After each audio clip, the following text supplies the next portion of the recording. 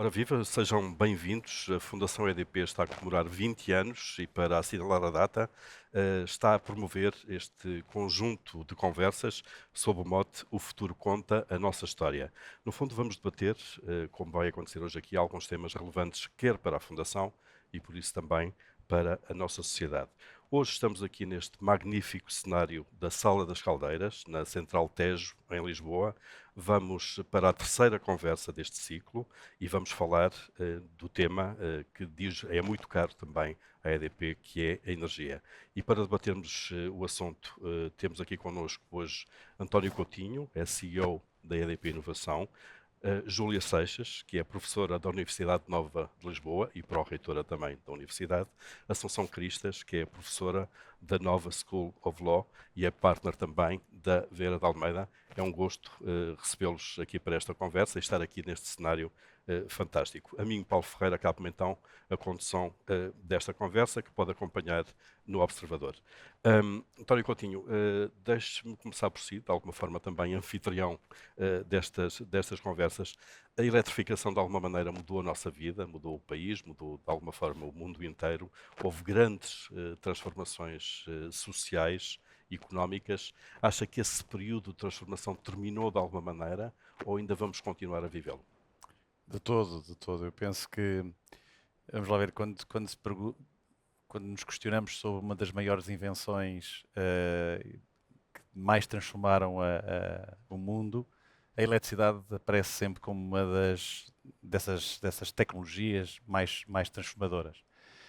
E transformou as sociedades, a forma como nos movemos, a forma como produzimos, a forma como nos aquecemos, transformou de facto o mundo naquilo que conhecemos hoje, que é aquilo que dizemos que é muito da civilização. No caso português, foi extraordinário o efeito que a eletrificação fez. O primeiro aspecto foi o acesso universal à energia. Antes a utilização de energia fazia-se muito pela biomassa, a famosa lenha, não é? Quando começámos a ter de facto a eletricidade, começámos a iluminar as nossas casas, começámos a aceder a muito mais conforto do que tínhamos antes. E essa universalização reduziu assimetrias entre os vários Portugais que ainda hoje existem, mas que a eletrificação foi uma forma de efetivamente diminuir essas disparidades entre um litoral e um interior e entre pessoas que têm posses e pessoas que têm menos posses. A eletricidade de facto permitiu fazer elevar o nível de conforto de todas as pessoas. Mas permitiu mais, permitiu aumentarmos a produtividade e produzirmos muitas outras coisas que hoje o país produz e que é bem sucedido nessa matéria. E, portanto, foi de facto uma grande alteração, tanto social como económica, mas o mundo não vai ficar por aqui. Hoje temos uma realidade que dizemos que é a transição energética. Um, Todos os combustíveis fósseis e esta sala e este edifício é um testemunho disso mesmo. Trouxe eletricidade para a cidade de Lisboa, mas hoje não podemos produzir eletricidade desta forma. Hoje temos que produzir eletricidade de uma forma sustentável, ambientalmente sustentável, portanto, esta mudança que o mundo tem que fazer e tem que fazer num prazo relativamente curto, é uma transformação muito grande e nesse aspecto Portugal está a liderar, é um exemplo no mundo e tem muito para fazer e, portanto, vamos ter que eletrificar muito mais a nossa economia. Hoje, do nosso consumo energético, apenas 21%, 22% é que é eletricidade. Nós temos que aumentar imenso esta percentagem para, de facto, termos um país mais sustentável e um mundo mais sustentável. E já vamos seguramente falar sobre isso. Assunção Cristas, o António de alguma forma já referiu isso. A energia e a eletricidade em particular são basicamente um direito de cidadania, o acesso a fontes de energia. Até que ponto é que isso já está garantido plenamente no nosso país? Ou ainda há zonas cinzentas, sombras, que no fundo acabam por comprometer o papel de coesão social? Muito obrigada, Paulo, e é um gosto estar aqui. Obrigada pelo convite. O António referia isso quando falava na eletrificação do país e da maneira como a luz elétrica chegou a todo lado e foi chegando a todo lado, não ao mesmo tempo, mas na verdade foi chegando e isso trouxe alguma coesão social. Mas depois, quando nós vamos analisar mais a fundo, percebemos que a maneira como as pessoas têm possibilidades de utilizar essa eletricidade que chega às suas casas é bastante diferente. Aliás, é muito interessante perceber como, nem olhando para a eletricidade, mas olhando para outras fontes, por exemplo, para o gás, o mais caro é o das bilhas. O das bilhas é o que as pessoas com menos postos normalmente têm, porque não têm o gás canalizado.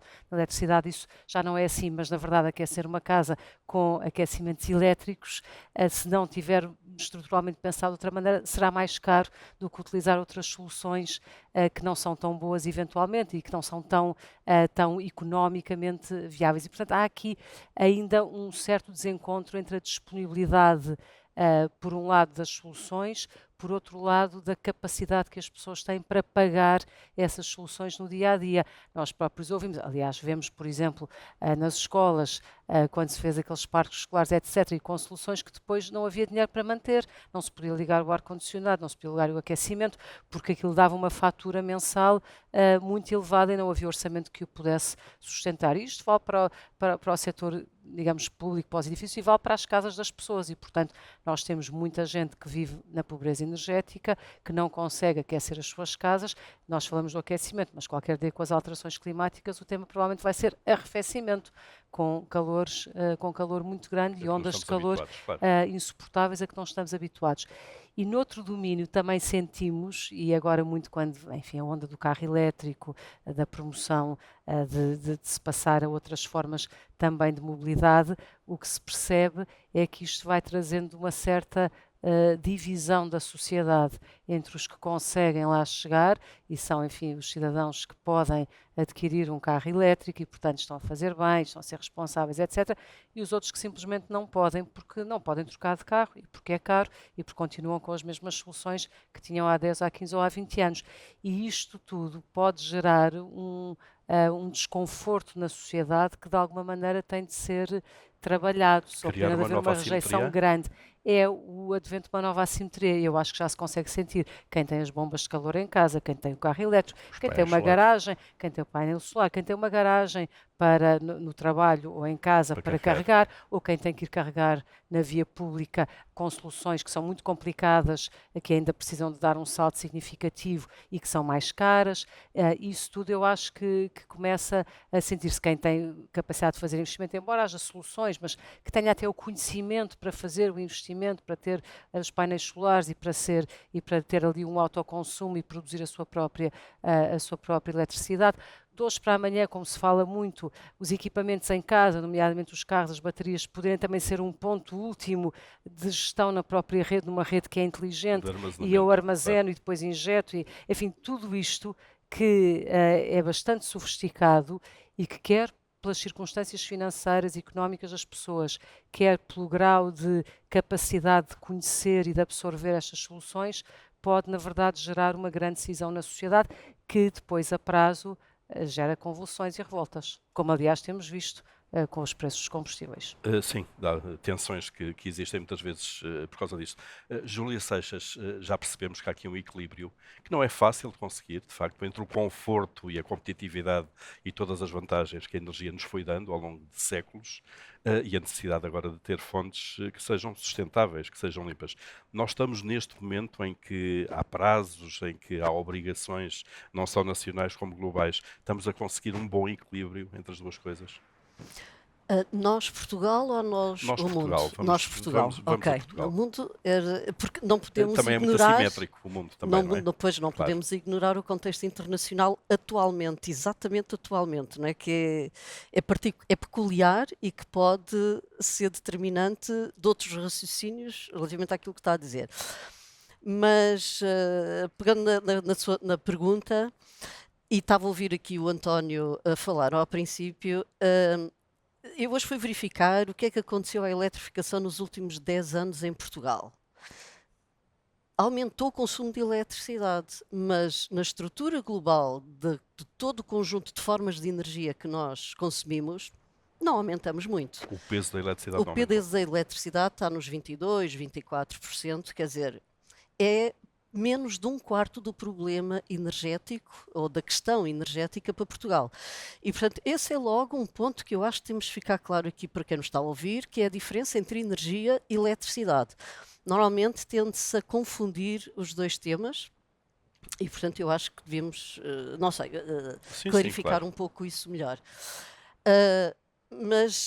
E portanto, isto para dizer o quê? Que de facto consumimos mais eletricidade, de alguma maneira estamos a aumentar nos vários domínios, como já foi referido, mas também estamos a aumentar o consumo de outro tipo de formas de energia, de gás, de gasóleos, gasolinas, etc.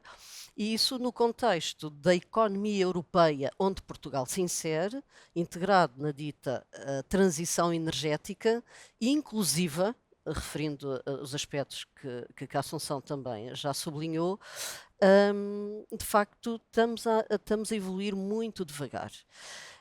Por isso, o termo transição significa que temos algum tempo para fazer este percurso. Não há varinhas mágicas. É dos sistemas com maior inércia, são os sistemas energéticos. As pessoas sabem, em casa, quando compram um frigorífico, não é por aparecer um muito melhor daqui a 2 anos, ou passados 2 anos, que vão vender ou que vão desistir do frigorífico que compraram. Há um racional económico associado ao investimento que se faz num frigorífico e, portanto, isto reflete-se. O raciocínio é igual, seja para uma empresa, para uma central de produção de eletricidade, seja ela qual for. E, portanto, há aqui este tempo que demora, não é? Há este tempo que demora. Atualmente, o contexto internacional é um contexto, no meu entender, penso que a palavra talvez mais correta será incerto e mesmo adverso ao caminho que nos últimos 10, 20 anos todos preconizamos, desde o Acordo de Paris em particular, nesta transformação. Refere-se concretamente a quê? Posições da administração americana, por exemplo, sobre o assunto? Refiro-me ao facto de, apesar, e faço aqui um parênteses, apesar de acordo com dados da Agência Internacional de Energia, o investimento em renováveis é significativo, a nível mundial, é significativamente superior ao investimento em combustíveis fósseis. Mas os combustíveis fósseis têm uma capacidade que já está instalada. A verdade é que, um pouco por todo o mundo, o consumo de combustíveis fósseis continua a aumentar. Comparativamente, em termos de taxa, digamos, a penetração de formas de energia renovável está a aumentar muito depressa, mas em termos absolutos é incomparável. Claro, é incomparável. Parte de uma base Portanto, muito baixa, claro. sim, porque há cada vez mais pessoas e cada vez mais países, de facto, a acederem a energia para a produção de eletricidade. Por exemplo, apesar de tudo, nós ainda temos atualmente no mundo inteiro, é um número interessante, por isso eu decorei, eu sou péssima para números, temos 666 milhões de pessoas sem acesso à eletricidade, sobretudo nos países da África subsaariana. Só em 2022 é que um país como o Bangladesh teve cobertura total de eletricidade. Mas não é à conta de renováveis.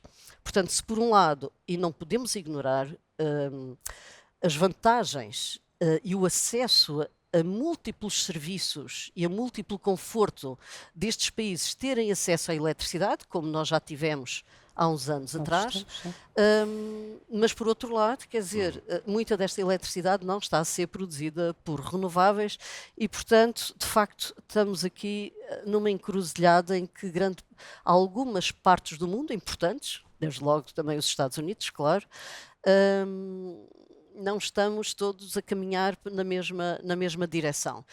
E também é muito verdade, e eu queria chamar também a atenção para isso, só para dar aqui mais um ou dois números, em termos de bem-estar, o acesso à energia tem que ser aqui entendido, eu que entendo o acesso à energia de uma forma um bocadinho mais ampla do que propriamente ter acesso à eletricidade ou ter acesso a combustíveis ou o que for.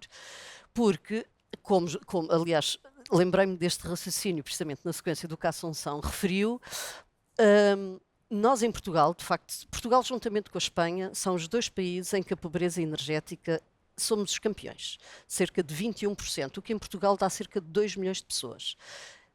Esta semana saiu o relatório do Instituto Ricardo Jorge, em que, durante este período de verão, nós tivemos o verão mais quente dos últimos 94 anos. Não sei se têm noção. E Temos. as mortes a mais, devido a este facto, andam por volta dos 2.000, 2.600 mortes a mais. Desde logo, pessoas mais vulneráveis, com doenças crónicas, idosos, etc. E muito disto não se resolve apenas com acesso à eletricidade, porque as pessoas já têm eletricidade. Não apenas, e bem dito, e como foi referida a questão do custo do acesso a esta eletricidade, mas também àquilo que é o envelope do consumo desta eletricidade, no caso concreto, as habitações. E, portanto, o tema da eficiência energética numa habitação é tão importante como o tema do acesso por via do preço que as pessoas que aí vivem têm para comprar equipamentos para arrefecer as casas, ilustrando agora a questão do verão, não é? E este é um problema, de facto, muito sério que nós temos em Portugal. Há alguns levantamentos, algumas avaliações, por acaso um deles foi feito num artigo científico publicado por investigadores do meu grupo.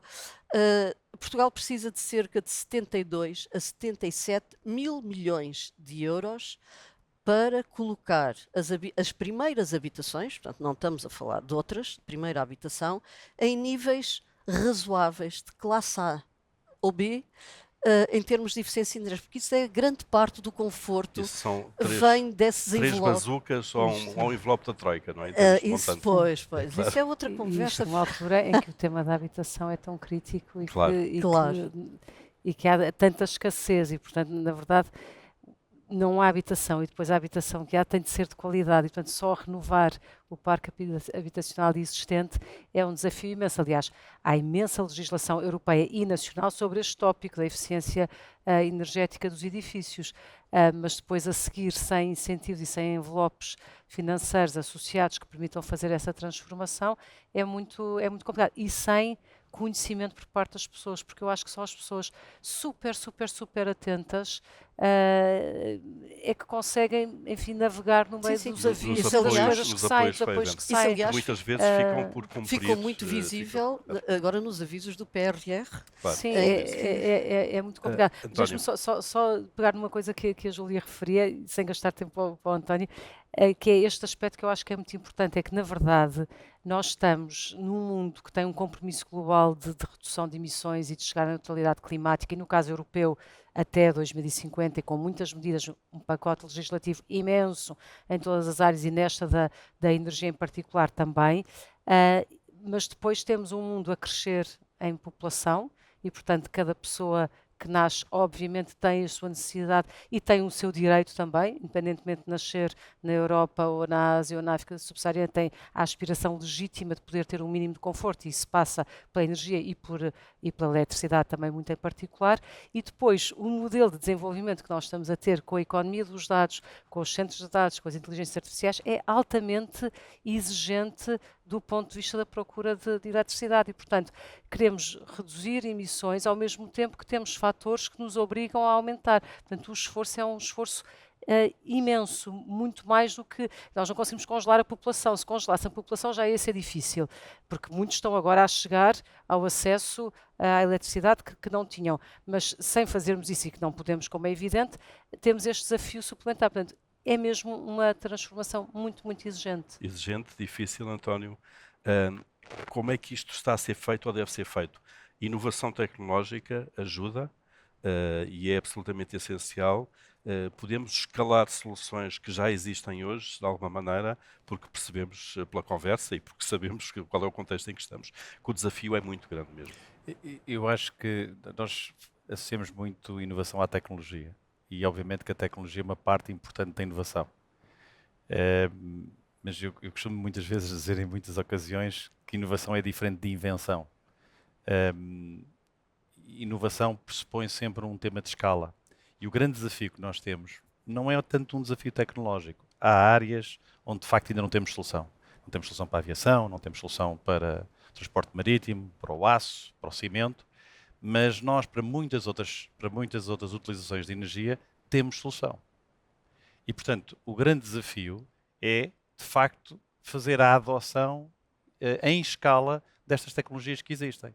E um aspecto importante aqui que a Júlia estava a falar é que quando nós fazemos a movimentação de combustível fóssil para a eletricidade, a nossa eficiência aumenta 3 a 4 vezes. Isto é, eu quando utilizo um carro elétrico, o meu carro elétrico, em termos de energia, precisa de 4 vezes menos energia do que um carro térmico. Portanto, por isso é que a gente, quando está a ver as percentagens, elas de alguma forma também são um bocadinho enganadoras. Portanto, nós conseguimos fazer muito mais com eletricidade do que conseguimos fazer com combustíveis fósseis. Com combustíveis fósseis, o mundo, cerca de 2/3 daquela energia não produz qualidade de vida. Claro. António, mas a percepção das pessoas é a inversa. A percepção das pessoas é que com um carro a gasóleo ou a gasolina andam para onde quiserem, com um carro elétrico não andam, têm que estar sempre a parar e a ou seja, essa comunicação não existe. O comum das pessoas tem a sensibilidade oposta a essa, que é o que é que a mim me custa. Mas um outro exemplo que é a questão logística, eventualmente temos uma rede. Mas isso é um outro tema, isso tem a ver com o tema de toda a infraestrutura. Técnico, claro. Mas isso é uma coisa que as pessoas não apreendem. Mas as pessoas também veem, por exemplo, com o ar-condicionado, não é? O ar-condicionado, para eu ter o mesmo calor, a partir de gás, por exemplo, eu tenho que utilizar 1/3, 1/4 daquela energia. E, portanto, isso é relevante para as pessoas. Agora, a questão as pessoas, mas todas as casas estão preparadas para meter ar-condicionado. Quantas pessoas são necessárias para meter ar-condicionado? Ou para substituir as bombas as botijas de gás? Já hoje, substituir uma botija de gás por uma solução elétrica, para o final do mês de cada uma das pessoas, já é mais barato. Já é mais barato eu tirar o forno, tirar a placa, substituir por equipamento por eletricidade. Hoje as pessoas poupam dinheiro. Para água quente. Mas é preciso fazer a obra. Claro. É preciso arranjar as pessoas para fazer a obra. Quando estamos aqui a falar que é preciso 77 mil milhões para meter as casas todas em A e B. Mas eu não vou ter as pessoas, mesmo que eu tivesse o dinheiro, eu não tenho as pessoas para o fazer. Portanto, a inovação aí vai ter um papel importante de como é que eu consigo fazer esta transformação com as pessoas que eu tenho disponíveis, e isto é uma restrição ativa, com as pessoas que eu tenho disponíveis, como é que eu consigo fazer esta transformação neste espaço curto? E a inovação dá esse toque. Aqui há alguns exemplos, nós próprios na EDP estamos a tentar ver, por exemplo, como é que construímos uma linha elétrica em metade do tempo e com metade das pessoas.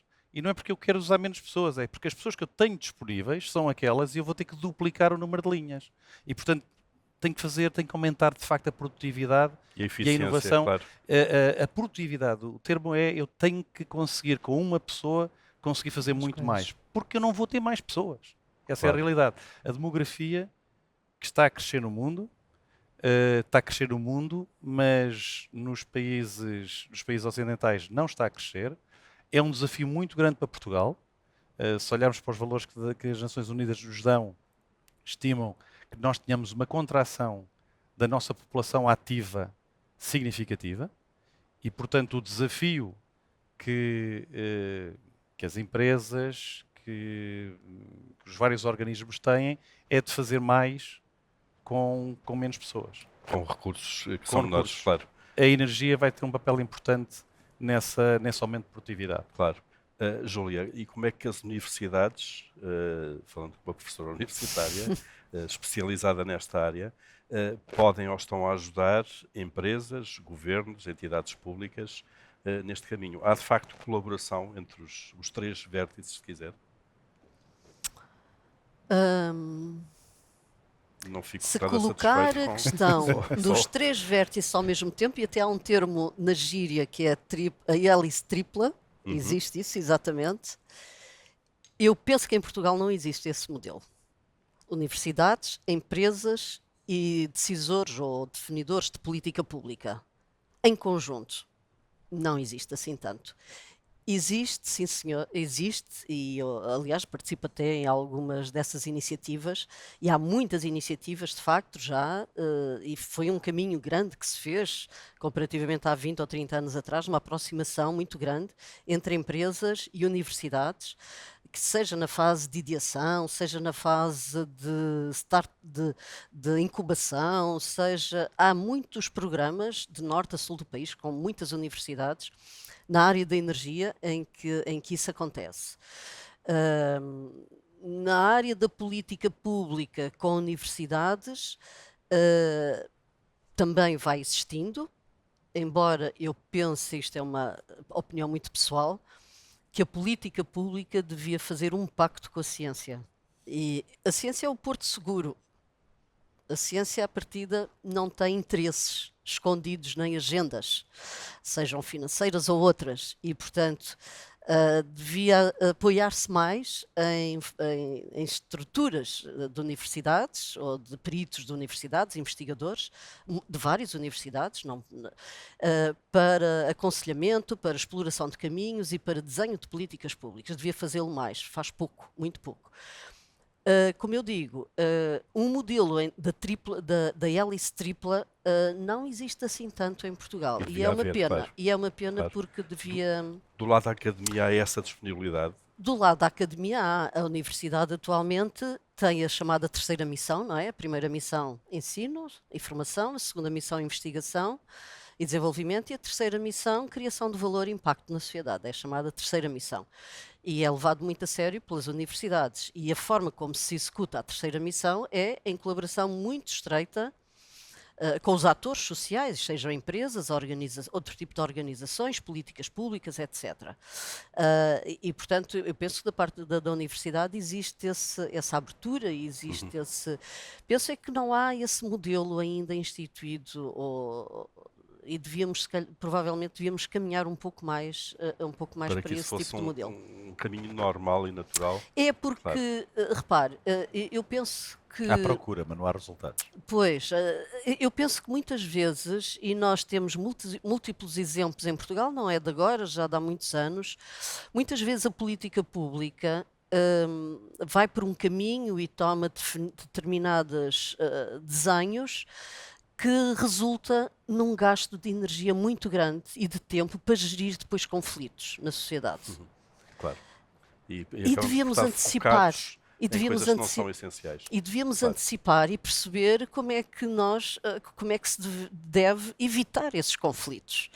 Epá, há coisas muito óbvias, quer dizer, e na área da energia e da eletricidade nós temos vários conflitos que eu penso que vão aumentar, que é a instalação dos parques solares muito grandes. Sim, Esse é um ponto... mas isso é um clássico, não é? É um Nós clássico, nunca mas queremos, a algum exploração tipo de do instalações lítio... no nosso quintal. Achamos que são um bem comum, mas nunca à porta da nossa casa. Exato, exatamente. Exatamente. Mas sabe como é que a nothing in my Dinamarca backyard. resolveu isso em 2001, se a memória não me falha? A cidade de Copenhaga resolveu isso de uma certa maneira, e que, aliás, é um modelo que está a ser adotado em vários países da Europa. Sabe como é que resolveu? A Dinamarca, como sabe, em frente a Copenhaga, há aquilo não é bem eólico offshore, aquilo é eólico onshore com água até 1 metro Sim. de altura. Mas há muitas Mas torres aquelas eólicas pessoas ali, que claro. viviam, o conjunto de pessoas que viviam naqueles prédios, obviamente não queriam aquela paisagem à sua frente. E como eram pessoas com alguma literacia e poder económico, começaram processos em tribunal que nunca mais acabava. E a forma como foi resolvida foi muito simples. A empresa que gera esse parque eólico tem uma parte, não sei já a percentagem, mas tem uma parte significativa que é de uma empresa municipal. E estas famílias têm ações São dessa empresa. acionistas. E, portanto, são coproprietárias desse parque. E foi assim que resolveu. Portanto, colocar alinhamento de interesses. Isso. se Exatamente. quisermos, claro. Exatamente. E este é um ações. modelo que Portugal deve começar, não digo a adotar, mas pelo menos a considerá-lo e a estudá-lo. Envolver as Porque senão populações, fica claro. muito difícil nós levarmos a bom porto os projetos que precisamos para cumprir objetivos de Lógico. capacidade instalada de renováveis. Para isso é preciso literacia energética. Aliás, já aflorámos esse tema por aqui, a dificuldade que as pessoas têm em tomar decisões muitas vezes para a vida delas, precisamente por falta disso, por falta de conhecimentos nesta área, que é um setor muito complexo. Assunção Cristas, nós precisamos de fazer mais isso para tomarmos decisões mais informadas ou para promover o alinhamento de interesses, por exemplo. Eu penso que a sim. Julia Eu acaba acho que de dar um exemplo. há coisas básicas que se calhar podem ser comunicadas de uma maneira mais simples, como por exemplo esta que o António referia há pouco, que uma pessoa que tem em sua casa um esquentador a gás, por exemplo, mais uma botija de gás, mais os bicos do fogão a gás, se trocar tudo aquilo por uma solução elétrica, quanto é que lhe custa no início, mas como é que pode financiar e que modelos é que há para financiar e qual vai ser a vantagem no final. Mas isto de maneira muito simples. Isto vai trazer vantagens, vai ser melhor por várias razões e para o bolso e para a economia familiar também vai ser positivo.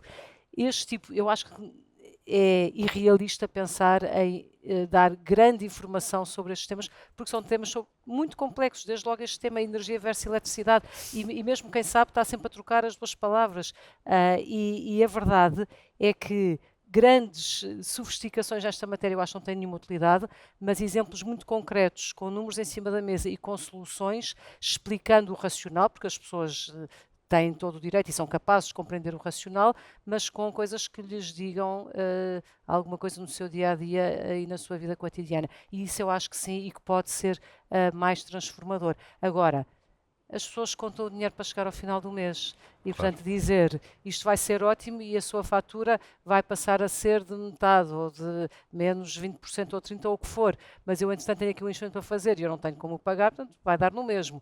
Portanto, tem que haver depois soluções de financiamento ou de fundo perdido ou do que seja que acompanhem esta transformação, porque senão também não pode acontecer. Isto já não para falar das pessoas. Eu estava com vontade de perguntar ao António se nós também vamos ter que aprender a montar estes equipamentos e estas coisas. Já montamos os móveis, não é verdade? Claro. E, portanto, cada um de nós também vai ter que ter conhecimentos básicos para, E a para inovação fazer vai isso. ter, a inovação vai ter um Pois. papel aí importante que é que tem que ser tão fácil de montar. Qualquer pessoa consiga. Já agora, por acaso é interessante esse ponto, porque nós associamos que eu preciso de eletricistas, mas não vai ter eletricistas. Portanto, Pois, há uma esse série de é um coisas que ponto as pessoas relevante. vão ter que fazer e os fios, as formas de ligação têm que ser tão fáceis que qualquer pessoa de facto possa fazer essa ligação.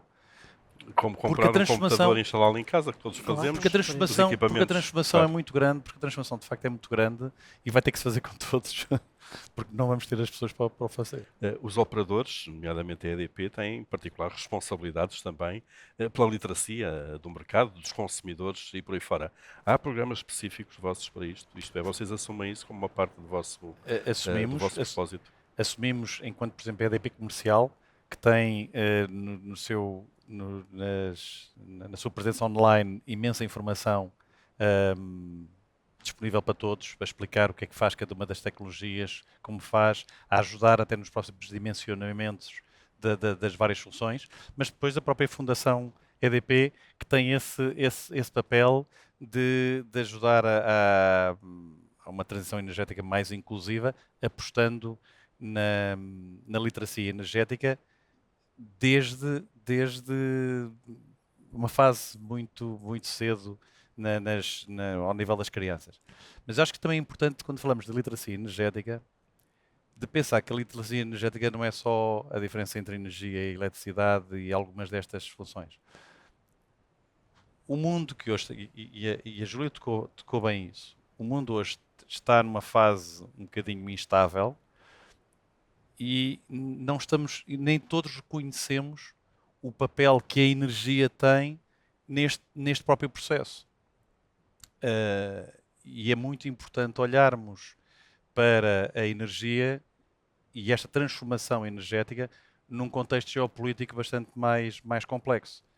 Temos uma Rússia que é um imenso produtor de gás e de petróleo, no qual uma Europa estava imensamente dependente. Claro. Temos uma China que hoje está quase na posição que os Estados Unidos estavam há cerca de 10, 15 anos. Portanto, hoje a China consome o petróleo que os Estados Unidos consumiam há 15 anos. Os Estados Unidos hoje são autónomos energeticamente e, portanto, isto fez um rebalancear de mundo e hoje temos a China que está a liderar a transição energética simplesmente porque percebe que a única forma de poder estar no mundo é com autonomia energética. E, portanto, Hoje não conseguimos falar de defesa sem falarmos em autonomia Claro. energética, não conseguimos falar de autonomia energética sem falarmos na transição energética e, portanto, estes temas hoje estão todos muito mais interligados e, portanto, a literacia energética hoje também pressupõe ter estes óculos diferentes, Geopolíticos, de alguma maneira, não é? geopolíticos, que afetam as empresas, sejam elas do tamanho que forem, mas também afeta a banca. Porquê? Porque ninguém se deu conta, mas quando o preço do petróleo sobe, sobe a inflação.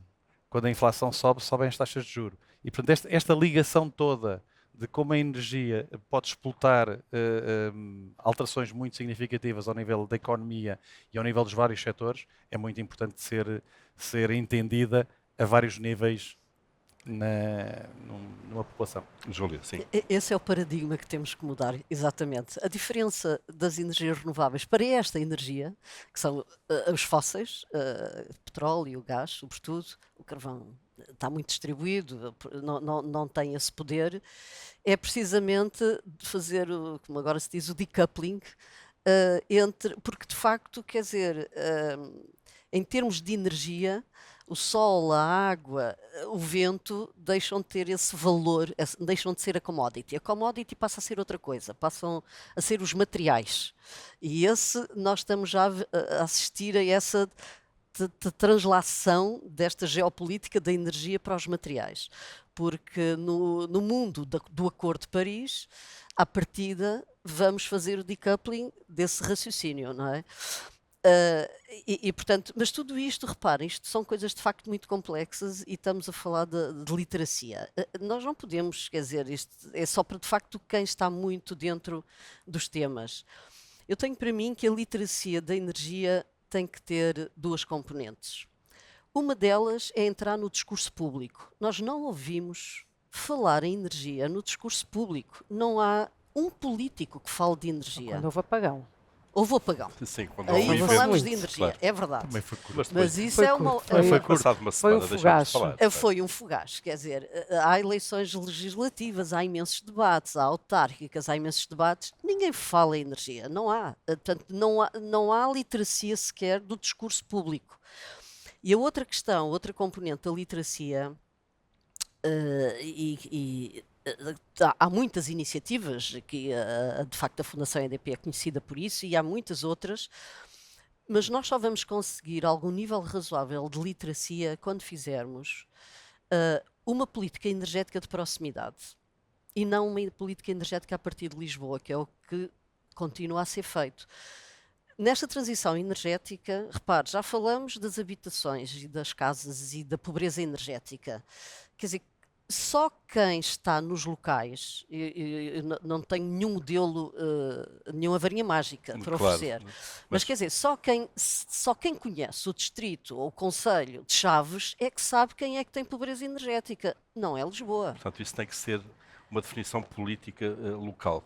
Tem que haver, no meu entendimento, até para acelerar a transição energética, uma localização, em inglês é mais interessante o termo do que em português, Descentralização, de uma alguma maneira. descentralização, uma Claro. territorialização da política energética, Ao porque nível seja da do lado da decisão também, procura, imagino. seja do lado da oferta, reparem, os recursos renováveis onde estão? Por esse país fora. Não estão em Lisboa. Em Lisboa há muitos que por acaso não estão a ser aproveitados, porque temos milhares de telhados que deviam estar a ser aproveitados e não Já estão. começa. Para painéis Sim, Sim, solares, mas estamos a claro. demorar imenso tempo a explodir com E essa já agora porquê? componente. Já agora porquê? Porquê? Porque é que as pessoas só instalam 3 painéis em vez de instalarem 20? Tem a ver com o quadro regulatório que está em vigor e com o preço associado. É uma das, pelo António. menos. Não, mas no caso das comunidades de energia, que é claramente uma forma de capacitar Capacitar os cidadãos. vários cidadãos, os processos todos de aprovação São difíceis. são lentos. São lentos. É, E portanto- também uma questão de literacia aí, porque as pessoas ficam Mas aí algumas muito desconfiadas. Sim, mas já há muito. Pois, Já há porque- empresas a funcionar. já há muitas empresas a funcionar. Eu acho que não é esse o tema. Acho que há aqui um tema de facto de. Voltávamos aqui ao ponto, não é? Nós já hoje temos soluções. Escalar as soluções é um desafio. E o desafio encontra vários obstáculos. E muitos obstáculos começam pelo próprio licenciamento. São regulatórios. burocráticos. Não, porque só para separar um são bocadinho da- a regulação de licenciamento. A regulação é o que Sim, é o determina as posto. regras do Sim, jogo, não é? pois. No fundo, Se o licenciamento é coisa a depois fazer, funcionar, depois fazer pôr a coisa a acontecer. funcionar. Portanto, isto, numa linguagem um bocadinho mais técnica, são os custos de transação. Eu somente muito os custos de transação, tenho menos transações. Isto é microeconomia 101. Portanto, a transição energética, para se fazer acontecer no prazo que temos de baixar os custos de transação brutalmente para fazermos muitas transações. São os consumidores, e agora finais e empresariais, que mudam de combustíveis fósseis para a eletricidade ou para combustíveis renováveis, vamos chamar assim. Sim. É mais inclusivo. Precisam de incentivos para isso. de alguma maneira, Não é só um tema de incentivos. É sempre que há uma mudança, há um contrato por trás. Eu, para mudar para o meu carro elétrico, tenho que comprar um carro elétrico. Mas depois tenho que comprar um carregador. E depois tenho que ter um contrato. Portanto, o que acontece? Há muitos contratos. Se toda essa contratualização for complicada, tiver terceiras partes envolvidas que precisam da assinatura, bloqueia tudo. Claro. As Perguntar à jurista com experiência governativa. Nós complicamos aquilo que devia ser mais fácil. Eu acho que as coisas são complexas e há sempre muitos ângulos para acautelar.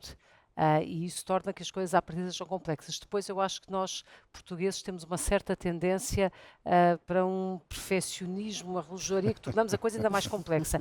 E depois, quem vai aplicar, ou porque não tem a estrutura suficiente do ponto de vista, mais uma vez, de pessoas que possam analisar, ou porque não tem infraestrutura digital automatizada, mais inteligente, que faça uma boa parte do caminho. E como toda a gente tem muitas opiniões, também tem uma certa tendência para complicar. E, portanto, de facto, nós somos uma sociedade que tem este traço de caráter vincado. Como é que isto se desmonta? Todos nós passamos a vida a falar em simplificar, simplificar, simplificar, mas eu desafio a tomar atenção a qualquer processo de consulta pública de uma legislação e dos comentários que são feitos por todas as partes interessadas, e nada daquilo tipicamente é no sentido de simplificar, é no sentido de pensar mais naquele detalhe e no outro que ainda não foi devidamente acumulado, naquele caso especial. Introduzir mais E ali, o que se fica quiser, no claro. final é uma coisa muito difícil, de gestão muito difícil. E, portanto, de facto, eu acho que há uma máquina que é preciso descomplicar e, aliás, eu creio que o Governo, com aquela estrutura para as renováveis, também procurou fazer esse trabalho todo, e espera-se agora que produza legislação que simplifique e que torne as coisas mais Que, entretanto, mais mudou de fáceis. liderança. Mudou de liderança, mas aparentemente o trabalho, do ponto de vista de saber o que é para fazer, está feito. Agora é preciso executar, e executar passa por leis, porque num Estado de Direito as coisas não se fazem sem leis, mas depois a seguir é preciso, tipicamente, as plataformas que automatizam os processos, etc. E essa parte ainda é mais difícil de fazer do que as leis. As leis já são difíceis, mas essa parte, muitas vezes, que é uma parte absolutamente essencial da operacionalização, ainda é mais difícil. Isto tudo demora muito tempo, Mas, na verdade. claro, se terá em Na melhores verdade. condições do que eu de dizer, mas muitas vezes nós até temos a legislação, mas depois a legislação, pela sua natureza, está a um determinado nível e a sua aplicação requer outros níveis Sim. mais abaixo. E esses outros níveis mais abaixo muitas vezes não existem ou ficam nas calendas gregas, o que gera depois uma discricionariedade muito grande da decisão e, portanto, com essa discricionariedade eu não consigo fazer plataforma coisa nenhuma. De decisão ou de não decisão. Que Ou é decisão o pior. ou de não decisão. Não Exatamente. decisão, que é do medo de decidir, porque também, enfim, isto é um problema que é tipicamente as pessoas, e com o grau de responsabilidade que têm muito medo de decidir e, portanto, na administração pública, os processos de licenciamento, etc., ninguém toma uma decisão arriscando o que seja, Claro. fazendo uma interpretação que pode não ser completamente clara. E os juristas sabem, e isto eu ensino aos meus alunos no primeiro ano de Direito, não há nenhuma legislação que não tenha lacunas, e vai ter, porque é sempre um exercício prospectivo e vai aparecer uma realidade muito mais rica do que aquela que nós somos capazes de traduzir em linguagem numa norma jurídica, que depois precisa de ser interpretada e aplicada. E por isso é que depois há pessoas para fazer esta aplicação. qual é que é o problema que nós muitas vezes temos? É as pessoas têm muito medo e não têm a capacidade de tomar a decisão de mandar automóvel e querem tudo regulado até ao mais ínfimo Para detalhe, não correr riscos. para não correr riscos. Muito bem, estamos a chegar ao fim do nosso tempo. António Coutinho, estamos aqui porque a Fundação EDP faz 20 anos. Qual é o papel que lhe está reservado neste tema concreto da transição energética para os próximos 20 anos? É interessante colocar a Fundação EDP num contexto um bocadinho mais amplo. A EDP posiciona-se, de um ponto de vista estratégico, como querendo liderar a transição energética. Como é que faz isso? Através de liderar o investimento em energias renováveis, que o faz globalmente, através de um imenso investimento nas redes que faz dos mercados onde está presente, nas redes, nomeadamente em Portugal, onde temos um aumento de 70% do investimento em redes. Falo através da EDP Inovação, quando procura novas soluções de escalar e de fazer tudo mais eficiente, tornar este crescimento possível, aumentando a resiliência, criando opcionalidade e aumentando a competitividade, porque, para todos os efeitos, nós suportamos também o aumento da competitividade do grupo EDP, e depois faz pela Fundação EDP a componente de inclusão social, a componente de garantir que a transição energética é o mais justo possível, e portanto essa componente que não é menor, mas que remata e compõe toda esta liderança de transição energética por parte da EDP. E que tem muito trabalho pela frente, E como que já tem vimos muito trabalho para fazer. por esta conversa. Foi um gosto estar aqui convosco neste ciclo de conversas a propósito dos 20 anos da Fundação EDP. O futuro conta a nossa história. Foi mais uma conversa. Outras seguirão com outros temas e outros convidados. Até lá.